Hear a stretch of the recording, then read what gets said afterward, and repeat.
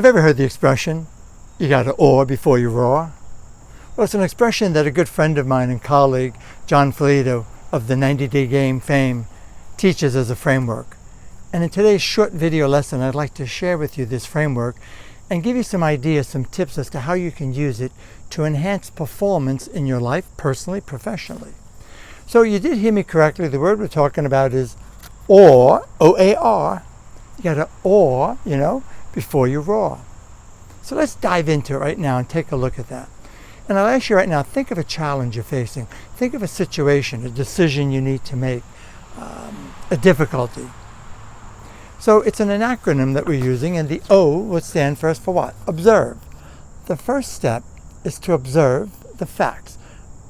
Duh, I know, it sounds like common sense. Doesn't mean it's common practice, though, does it?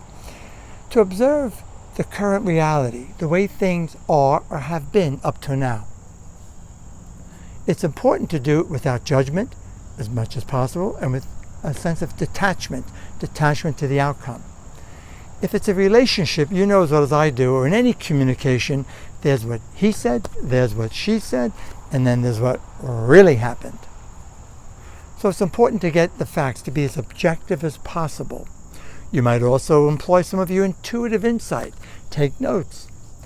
Then the second step would be to assess the situation, to assess what's going on and how does it affect your life. What are the circumstances? Is this something within your control? You know as well as I do that many things that happen in life are beyond your control, my control. But the one thing that's always in our control is how we think, how we perceive, the value we place on the challenges, which is frankly the sole determinant of the outcome. So we assess the situation and determine, is this something that I can deal with? Is this something in my wheelhouse? Do I have the expertise? Is it even something I want to mess around with? So we've got to what? Be clear about our intention, be clear about our values, and our priorities. Sometimes, as we all have come to know, it's helpful to say no to opportunities, no matter how sweet they look, because we just don't have the bandwidth and we have other priorities. We're also assessing, okay, this is what's going on, no matter how horrible it is or minor it might be. But now we identify what's wrong, we acknowledge the circumstances, our part in it, and we don't want to make it worse. We don't want to catastrophize it. So part of the assessment then is, how can I turn it around? How can I make this less negative? And then the third step, when you do those two, it's much easier, you're more likely to what? Respond rather than react. That's so important because today we're all living in a high level of uncertainty. There seems to be so much chaos and uncertainty going on the planet now that we're almost in a hypervigilant state, stress constantly, and the stress enzymes and hormones are flooding our system.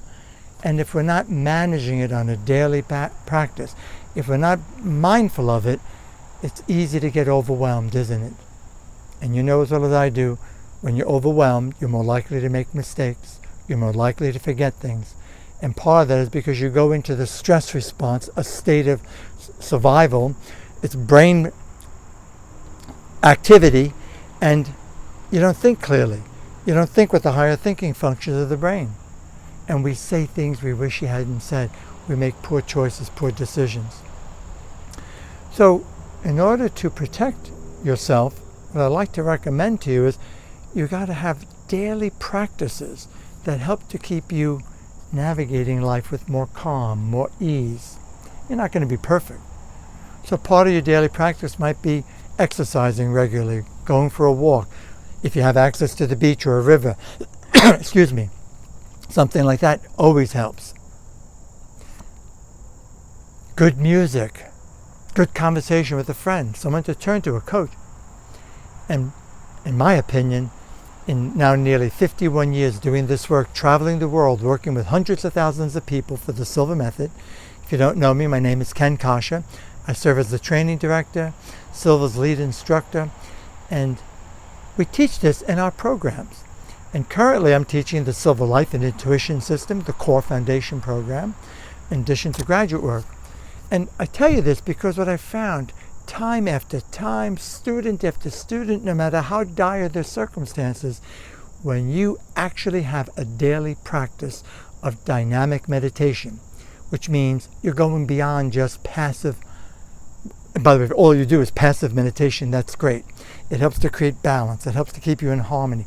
It helps to decrease the stress response. It helps to keep your body from going into stress mode. But you got to do it daily, even a few times a day. And it could be as simple as closing your eyes and allowing 3 slow, deep breaths, calming, feeling some appreciation, some gratitude, and then being clear about your intention for your next activity. It's the difference that will make the difference in your life, my friends. I found that. And with due respect, regardless of how powerful, how brilliant the high-performance strategies and tactics you're learning, the books, there's so much content available to us, it means nothing unless what? You implement it, and you're more likely to implement it and make it a part of your life when you bring it within. It becomes a part of you. You integrate it. And the surest way to do that is with the daily dynamic meditation practice. So remember, you got to oar before you roar. Again, observe what's going on, the current reality, make an assessment, and then you're easier to respond. I hope you find this helpful. Stay tuned for more.